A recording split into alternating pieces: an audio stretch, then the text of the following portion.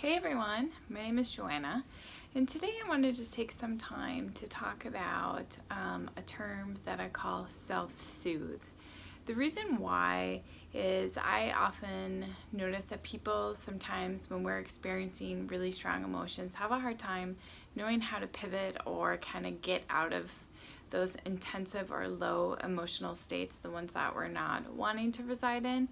And some time back, I had a client actually ask me when I was talking about self-soothe, like, what is it?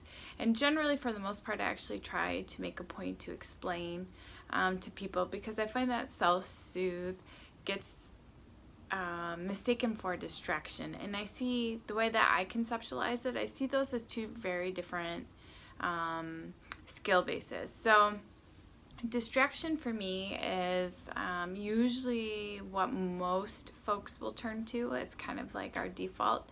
And that's where you see electronics bubble up. So distractions when we are kind of refocusing on other things. So let's say our phones, watching TV, things like that. And sometimes a secondary benefit is that we can settle down, we can calm and feel better. But it's not a guaranteed. It's not really a focused practice to calm, because it could go either way. And I guess it would probably just be helpful for me to back up a little bit too. I find people see emotion as this thing where the positive's up here and the negative's down here. And they think that to move from negative, you have to go all the way up here to positive. And I kind of see it the opposite. How I see emotion is that it's like this. So you have positive and negative. And what I like to look at is almost like if you were to imagine like a line, or sometimes what I envision really is almost like our nervous system or spine.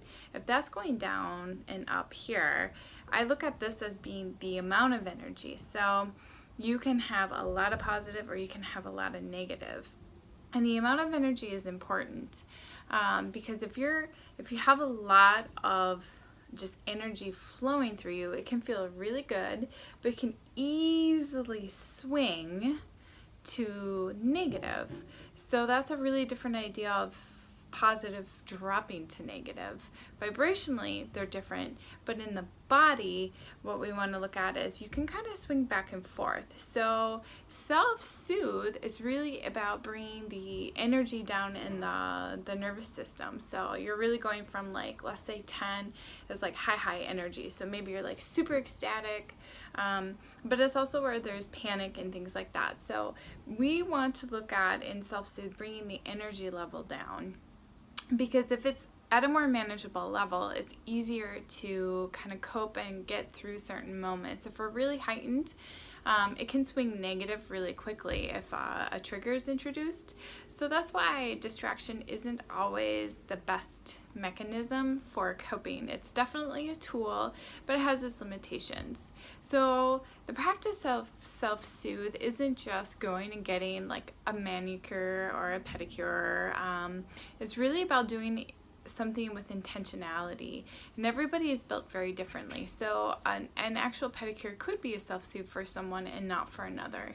But what we want to do is, since we are sensory beings, we really want to utilize our bodies and our senses. So it's incorporating mindfulness. You're going to use your senses to actually settle down the physicality and the energy level in your body. So example of common self-soothes are, taking a hot bath or shower, going out in nature and walking, but not just walking, like really grounding yourself in nature. So really listening, seeing, smelling, feeling.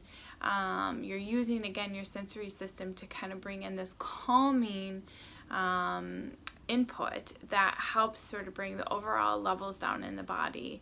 A lot of people do things naturally. I always ask, they're done so naturally that often they fall out of awareness. So I always encourage and invite people to start to pay attention to what they do when they're feeling stressed or agitated, because there's likely something they're doing automatically. Some people will fidget. a lot. I'll notice when they're getting stressed, like if we're talking about something that's really uncomfortable. So that to me already signals that they probably have a tendency to do things with their hands, and that would be a really natural output for them to soothe. So fidgeters might want an actual fidget, and fidgets can differ. Some people want soft things, some people want squishy things, some people want a spinner. There's all sorts of different sensory objects that you can use and just use to your advantage, carry around with you. Use it when you're kind of frustrated or upset. It's a nice way to release physical energy out of the body while really calming down. A lot of people will listen to music. I have some people who tend to burrow in their sheets or quilts, and they're kind of embarrassed about it. They don't really want to talk about it. They think it's silly or childish, but really I look at it and honor it as, again, it's just a sensory system thing. So we do these things, and we do it for a purpose. It really calms us, and so it's best for us to figure out what works for our own bodies and practice those things. Self-soothes do not include electronics. Like I personally will not allow for that as being seen as a self-soothe. It can be a distraction but not a self-soothe, and the reason why is electronics actually stimulate our brain. So when we're looking at trying to bring down the overall levels in our body, like a stimulating thing is not necessarily always the thing we want to introduce in those moments. And the reason why is, again, if you go and watch TV, you might go from a negative state and swing to positive, and so you think you're feeling better and you think you've brought that energy level down, but then a stressor emerges and you're boom, right back. And the best example I have are kids, how oftentimes kids, especially smaller ones, may have a really fun day packed with all of this fun activity, and they've been running around. It's been like they've just had a lot of different things going on. They come home and they have a complete meltdown. And that is usually confusing for parents because they think, well, what the heck? We had a great day. Why are you, so angry and upset and crying now? And it's really them discharging energy. So again, if you notice, like, they're up here all day, super exciting, they're super stimulated, they have so much energy in their body, they come home, maybe bedtime, right, is the stressor, and boom, it goes negative. So it's a pendulum. It just swings back and forth.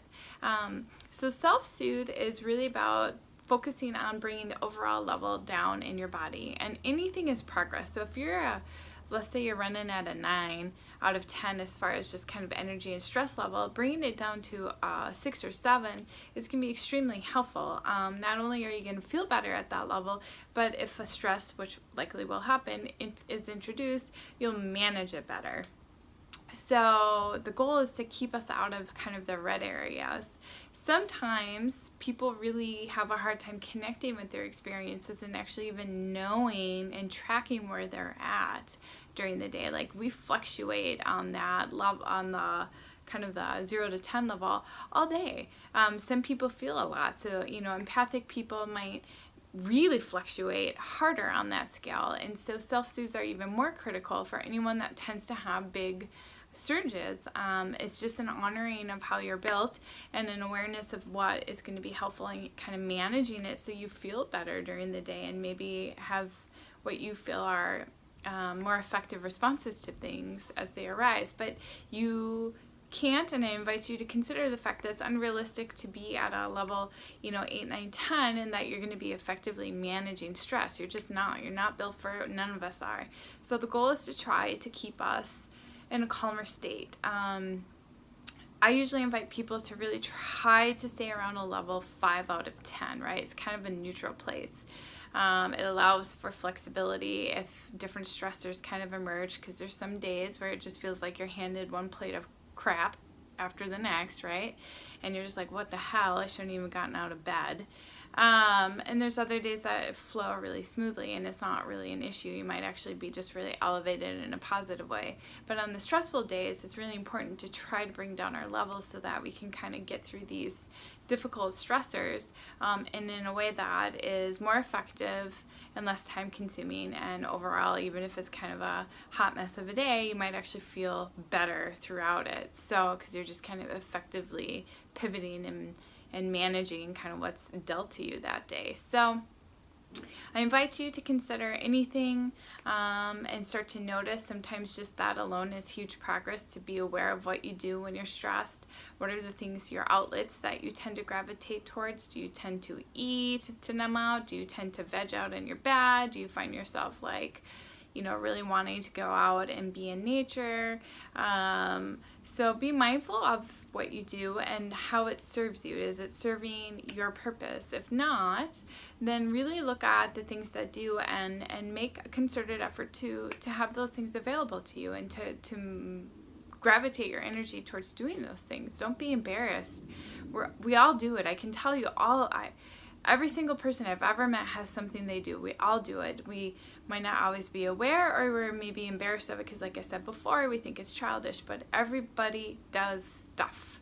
So do the stuff that actually is helpful, that serves your purpose. So I'm not inviting you to do anything in which you numb out, because that's actually not a self-soothe. That's more a disconnect. I'm inviting you to do exercises that actually help you regulate, help you modulate what you're feeling, help you bring your levels down, help you actually feel better, not just not feel. So again, common examples are any kind of activities that incorporate the body. So in children, I often see them do things like play, Legos, potty, coloring. Adults are not exempt from these same activities. You can do them as well, actually. In adults, it's really helpful to have maybe fidgets, a walk, sitting on the bench, enjoying meditation, and drinking a hot cup of coffee or tea, surrounding yourself with anything that just sort of brings you joy and comfort in a way that, again, serves your purpose. Reading can be in that. Sometimes that's difficult because you have to have a certain level of concentration. Puzzle books, word finds, puzzles. I'm looking around my office for cues on things that people do.